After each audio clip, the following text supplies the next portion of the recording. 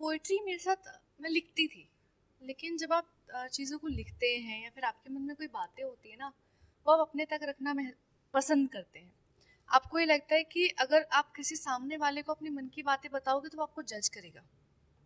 आपके मन में ना एक वो कहीं ना कहीं एक फियर ऑफ जजमेंट रहता है कि यार ये मुझे आंकने लग जाएगा कि मैं कमज़ोर इंसान हूँ या मैं एरोगेंट हूँ, मेरे अंदर एटीट्यूड ज़्यादा है। तो वो एक जजमेंट होता है ना कि आपके करेक्टर को लेके लोग सोचने लग जाएंगे, तो उस बारे में बात ही नहीं करनी। कविताओं के साथ ऐसा ही था कि मुझे ऐसा लगता था ये मेरे मन की बातें हैं, मैंने लिख दी, मेरे मन में रह गई, मेरी एक वो हसरत पूरी हो गई कि किसी के कानों तक नहीं पहुंच सकती, तो डायरी तक तो पहुंच गई, और खुद को सुकून मिल गया। खुद को बस सुकून वो मिल वही गया। वही है। तो मेरे लिए वो बातें जो मैं किसी से नहीं कह पा रही हूँ लिखना बहुत ज़रूरी था, क्योंकि वो मेरा सुकून था, क्योंकि मन को हल्का करना था। हमारे ना एक दिल में एक भार रहता है, हमारे आत्मा में एक भार रहता है, हम कई बातें सबसे नहीं कह पाते हैं और कई लोग वो सारी बातें सुन नहीं पाते।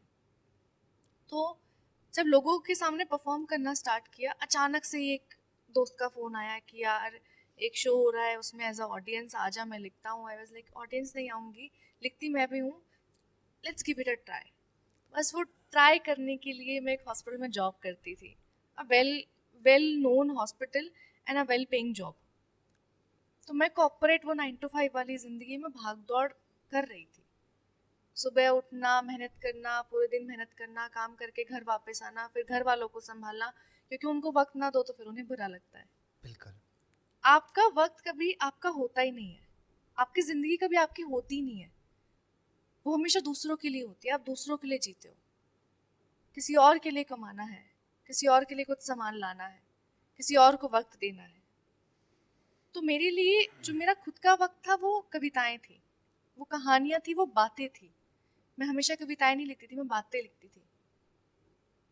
वो बातें मेरे लिए सुकून हुआ करती थी।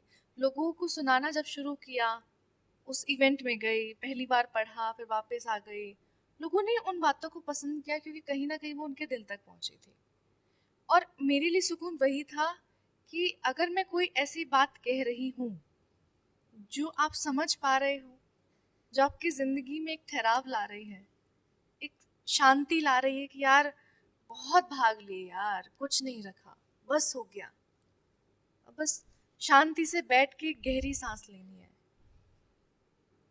डीप ब्रीथ करो, सब सुकून। अच्छा है, सब मिल जाएगा, सही वक्त पे सही चीज़, सही इंसान, सब कुछ तुम्हारे पास आएगा। जो तुम्हारे लिए होगा वो तुम्हारे पास आएगा, तुम्हारे वक्त पे आएगा।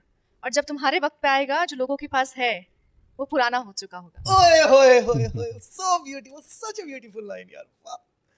वही चीज़ है कि अभी आप जिस चीज़ को देख के मन में एक डर पैदा करते हो ना, कि यार मेरी इतनी मेहनत के बाद भी, मेरी इतनी थकान के बाद भी मैं वो चीज़ नहीं पा रहा हूँ, वो खुशी लोगों को नहीं दे पा रहा हूँ, या फिर उनके सवालों का वो जवाब नहीं दे पा रहा हूँ कि मेरी तलाश कब ख़त्म होगी, मेरी मेहनत कब ख़त्म होगी। ये ज़िंदगी है, आप चलोगे, आप भागोगे, आप दौड़ोगे, आप गिरोगे, फिर उठोगे, फिर संभलोगे, फिर भागोगे। ये ज़िंदगी है। इस ज़िंदगी के बीच में आपको रुकना है, पानी पीना है, गहरी सांस लेनी है, मुस्कुराना है और बोलना है, कोई रहे ना रहे साथ में, तुम खुद के साथ होना सीख लो। वो ज़िंदगी है, वो सुकून है, वो शांति है। जब आप ये समझ जाओ कि आप लाखों चेहरों से मिलोगे, लाखों लोग आपकी ज़िंदगी में आएंगे, आप लोगों के लिए बस करना जानते हो, आप करोगे, आप करते रहोगे, लेकिन साथ कुछ नहीं जाने वाला, ना घर, ना गाड़ी, ना बंगला, ना पैसा, ना प्रॉपर्टी।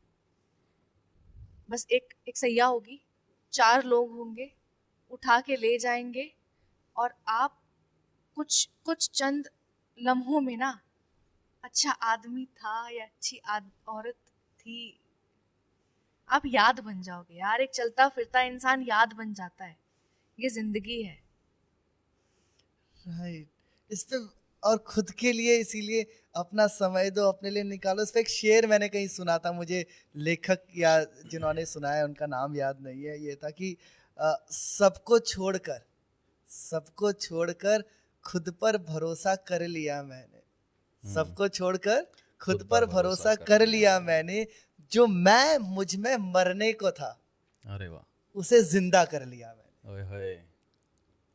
गुलजार साहब का गुलजार साहब की गज़ल है कि जिंदगी यूं गुजारता है कोई, या दिन यूं गुजारता दिन है, दिन यूं गुजारता है कोई, जैसे एहसान उतारता है कोई।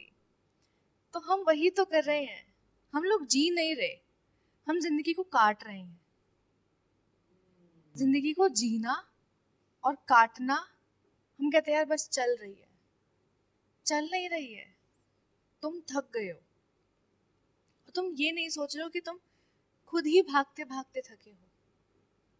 लोगों ने तुम्हें धक्का दिया कि हाँ ये रेस है, तुम्हें दौड़ना है, ये ट्रैक है, तुम्हें जाना है, लेकिन ये चॉइस तुम्हारी होनी थी कि तुम्हें उस 100 मीटर रेस में या फिर 500 मीटर रेस में या 1 किलोमीटर रेस में तुम्हें भागना था या तुम्हें वॉक करना था। ये तुम्हारी चॉइस थी। ट्रैक वही है, जिंदगी वही है, मंजिल वही है।